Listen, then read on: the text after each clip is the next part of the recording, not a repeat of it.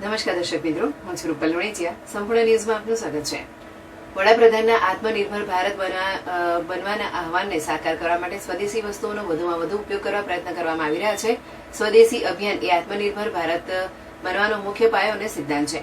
વિધાનસભાના અધ્યક્ષ શંકરભાઈ ચૌધરી અને બનાસકાંઠા પ્રભારી અને કેબિનેટ મંત્રી બળવંતસિંહ રાજપૂતે પાલનપુર સ્થિત અમીર રોડ પર સ્વદેશી અભિયાન અંગે પ્રેરણાબળ પૂરું પાડ્યું હતું.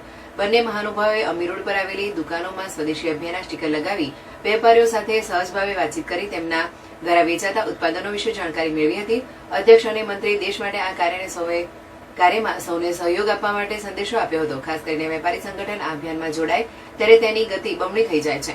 આ અભિયાનનો મુખ્ય ઉદ્દેશ્ય સ્થાનિક ઉત્પાદનો અને સ્વદેશી ચીજવસ્તુઓના ઉપયોગને પ્રોત્સાહન આપવાનો છે, જેનાથી દેશની આર્થિક પ્રગતિને વેગ મળે અને ભારત આત્મનિર્ભર બનવા તરફ અગ્રેસર બને.